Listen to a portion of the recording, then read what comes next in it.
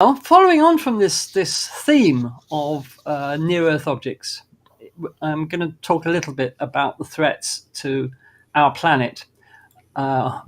So we're probably all aware that throughout recorded history, and even before recorded history, throughout its history, the Earth has been bombarded by space rocks, ranging in size, of course, from the sort of the grain of sand size that we see shooting across the night sky as meteors, to much larger objects. So just give me 1 second to set this up, and here we go.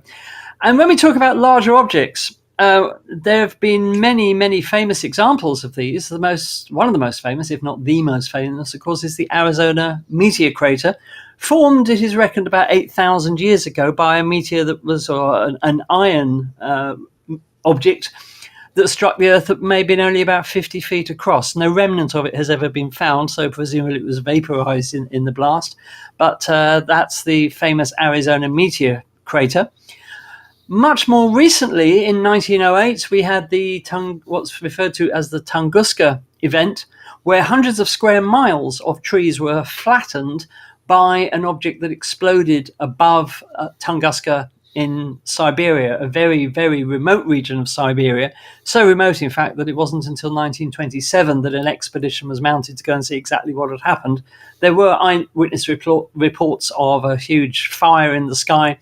And we think there was possibly one death associated with this when somebody was blown into a tree, or into the trunk of a tree, I should say. But this was, this was potentially disastrous. We don't know the size of the object. No remnant of the object itself has ever been found, because it's assumed that it vaporized when it exploded in midair. The jury, I think, is still out on whether it was an asteroid, a stony asteroid, or the nucleus of a small comet. We really don't know, and there are sort of contradictory bits of evidence one way or the other. We may never know exactly what exploded above the ground in Siberia in 1908, but you can see the devastation it caused. If the Earth had been slightly more rotated, it could have hit a city, and this is always the danger. And in fact, that nearly happened in 2013, again in Russia, at a city called Chelyabinsk, where a huge, a comparatively huge object, about the size of a London double-decker bus, streaked through the atmosphere above Chelyabinsk and exploded. And you can see here the event itself, which was recorded by many people, particularly from dash cam cameras, which the Russians seem to like having. And there was quite a lot of damage from the explosion. About 1,000 people were injured in this detonation, mainly through being cut by flying glass. But here you can see somebody literally being blown off their feet by the blast. And this was a complete shock. Quite a few large fragments of this object were recovered, particularly from a lake where it had actually just sort of gone straight through the ice on top of the lake. But this was a fairly major event, and it did make us realize that this could happen at any time. So this was only 10 years ago, just over 10 years ago. So the statistics of an event like the Tunguska event are reckoned to be can happen in about once every 100 years. But, in just about that time, we had this event in Chelyabinsk. And we've learned quite a lot about the object, but, with 1,000 people injured, it just emphasized just how dangerous these objects are and how lucky we often are that there aren't more casualties. So there is a global network of so-called planetary defense to try and find these objects and chart them and to give us early warnings of any that are coming our way. Daz mentioned Apophis in his presentation, which has a small but finite possibility of striking the Earth at some point in the future. It's making a close approach to the Earth on 2029, and it's not thought to pose us any danger in 2029, but sometime after that it could. We've also got Bennu, which is the most dangerous asteroid in the solar system that OSIRIS-REx recently returned samples of, and that's got a really good chance of hitting the Earth at some point in the future. This is a map of the last 20 years of mapping these near-Earth objects, and there are about 18,000 objects that have been discovered so far. We don't know about them all. The thing was about the Chelyabinsk object that it was completely out of the blue, no pun intended, and we didn't know it was there. And if they come from the direction of the sun, it makes them incredibly hard to spot. But this is a graphic from NASA showing 20 years of studying these objects and what we've discovered. When you look up into the night sky and you think, oh, there's nothing out there between us and the planets or us and the stars, this shows that space is far from empty. So this makes you realize that we are in a cosmic shooting gallery, and collisions inevitably will happen, as they have happened on all the other planets. You may remember Comet Shoemaker-Levy 9 ploughing into Jupiter in the 1990s, leaving those massive scars in Jupiter's atmosphere for a few weeks. And when we look at other planets in the solar system, we see countless examples of impacts, both large and small, and the moon, of course. So impacts can and will happen to the Earth. And it's not a question of if the Earth gets hit by a large object, it's a question of when. So planetary defense is really, really important. We don't want to see something like this. We don't want to see another dinosaur extinction level explosion. And so the question is, what can we do about it realistically? Let's have a look at the hazards by the numbers. Now, if you look at on the bottom, we've got things that look like pie charts. Well, these are pie charts showing an estimation of what percentage of which type of object has so far been discovered. The ones smaller than 10 meters in size, only 0.03% have been discovered. And these are estimated to hit the Earth about once per decade. These can cause damage. These were sort of the type of object that the Chelyabinsk object was. And a very bright fireball, strong sonic boom could break windows. Well, as we saw in Chelyabinsk, it did break a lot of windows and hurt a lot of people. The 50 meter up to 140 meter size, we've only discovered 7% of them for the 50 meter size, and only about 40% of the up to 140 meter size. And although these impacts are statistically going to happen once every 1,000 years in the case of the 50 meter objects, and once every 20,000 years with 140 meter objects, they are still a danger. These are the dangerous objects that we don't know that much about, and we haven't found that many of, but we have good reason to believe there are a lot more out there that we haven't discovered. And of course, it goes up to the 1,000 meter objects and the 10,000 meter objects, which are going to be incredibly rare, once per 100 million years. And this is a life extinction event. Now, over the last couple of decades, the call has been growing and growing for countries to spend more on early warning and identification for these objects. And it's a good sign that over the last few years, if we look at NASA in particular, their budget for identifying near-Earth objects has grown. And I just want to show you the figures of that. We've got two colors here.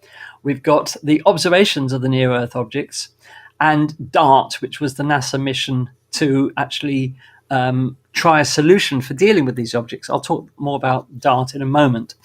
But as you can see, the expenditure has risen quite a lot over the last few years as the clamour to actually do something about this danger has grown and grown and grown.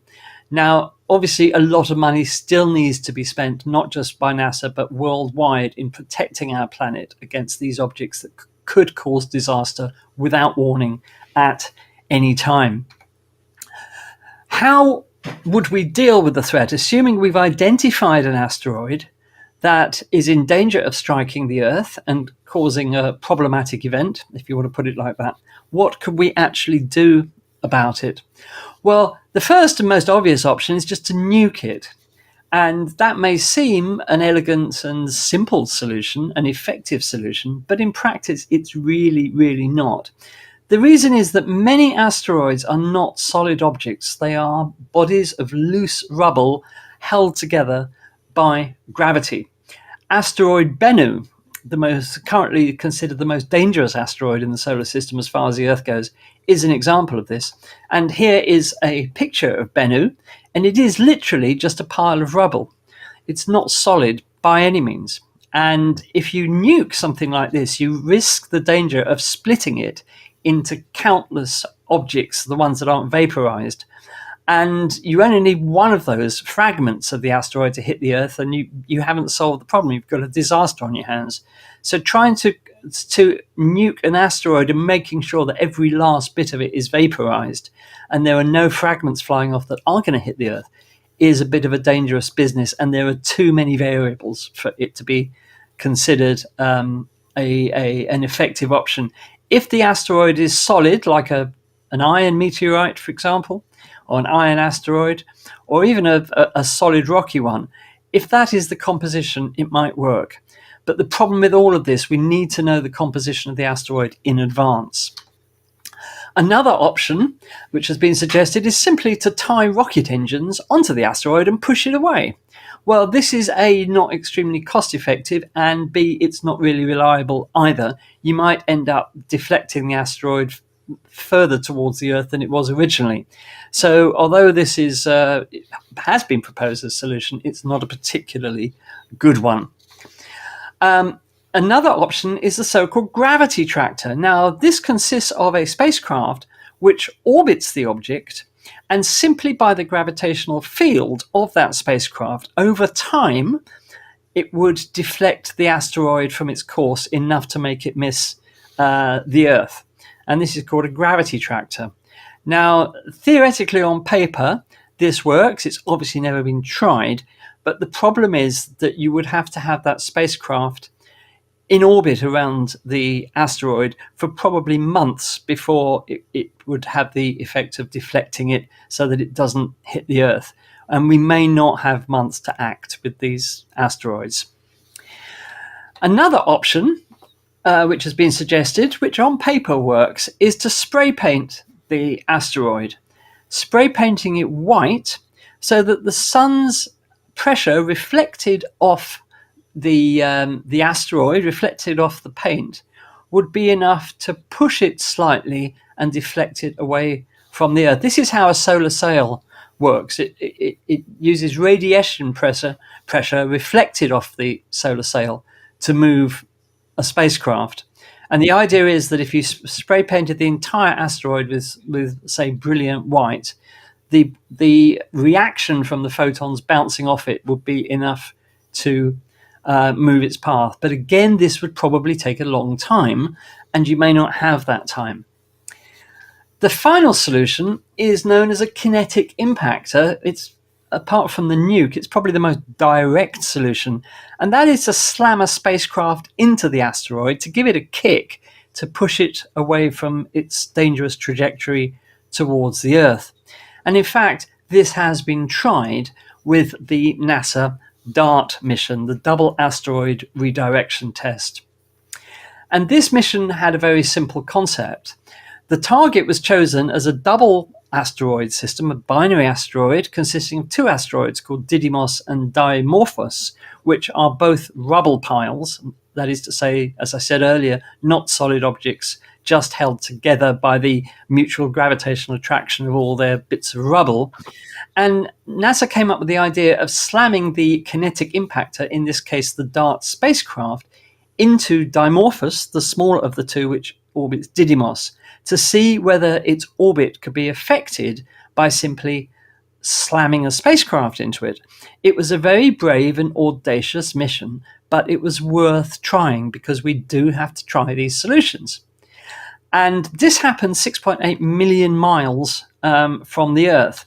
Now, the comparative mass of the two is quite different. The spacecraft, at the time it arrived at the system, having expended most of its fuel, had a mass of 580 kilograms. And the asteroid, Dimorphos, is estimated to have a mass of 5 billion kilograms. So the question is, How could you slam a spacecraft with a mass of only 580 kilograms into an asteroid with a mass of 5 billion kilograms and deflect its orbit, change its orbit around Didymos?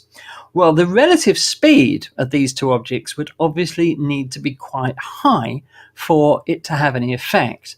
And in fact, the spacecraft did slam into Dimorphos at an impact speed of 4 miles per second, or 6.6 kilometers per second. And if you just want to get an idea of how big that asteroid is, here it is compared to Rome's Colosseum. It's a big rock. Now, this was the launch of DART in 2021. In November 2021, this launched, and it was a perfect launch, a perfect mission. The spacecraft was sent on its way, and this is an image of the asteroid in question, just showing just what a pile of rubble it is, with no real solid surface. It's all made up of just bits of rubble right the way through, not just on its surface, but the whole asteroid is like this, just bits of rock held together by their mutual gravitational attraction. Now, here's the actual last moments of the spacecraft, the 5 minutes leading up to the impact. This is a time lapse, so it's speeded up a bit. As you can see, we've got Didymos coming into the foreground now, and you can see that is indeed looks like just a pile of rubble, the same as Dimorphos. We're now approaching Dimorphos at that speed of 4 miles per second, and it's quite obvious that this is a pile of rubble. And these are the last moments of the spacecraft as it slams into the asteroid. That's the last frame. The next frame was not completed because the spacecraft had died, slammed into the asteroid. And this was witnessed from the Earth, from France. And you can see this is on a loop, but you can see the impact observed from the ground and a cloud of debris flying off the asteroid. These are two images of the impact from the Hubble Space Telescope and the James Webb Space Telescope in visible light and in the infrared. Quite a spectacular detonation. In fact, much more spectacular than I think anybody had thought it would be. And did it work? Well, the answer is yes, it did. The orbit of Dimorphos was around Didymos changed. And you can see here that the blue line represents its original orbit and the yellow circle represents its new orbit. It did change quite significantly. And in fact, its orbit around Didymos was shortened by 32 minutes. More than 1,000 tons of material were thought to have been ejected in this explosion. So we have, for the first time, changed the orbit of an asteroid around its parent body. This has demonstrated that the kinetic impactor idea works. And it was a very successful mission, so well done to NASA. On the back of this, NASA have come up with a plan for the future for dealing with these dangerous objects. I won't go through it in detail, but it's basically expanding the observing network to continuously monitor the skies, developing advanced radar and optical systems for precise measurements of these objects, using space-based missions like NEO-Surveyor to increase the detection rate of these objects. NEO-Surveyor is a dedicated spacecraft for finding near-Earth objects that is going to be launched in 2028. Then we've got developing and testing the new technologies, using or exploring various deflection techniques, including the ones I've talked about, additional test missions to repeat the DART mission in a different way with a different asteroid, and getting countries to work together on this threat that does threaten the entire Earth, and sharing the expertise and the knowledge that organizations like NASA have gained. And preparing for those potential impacts, you need mitigation plans, you need strategies for dealing with things like mass evacuations, public education and outreach, which of course we at Space Oddities are all in favor of, and international coordination and cooperation.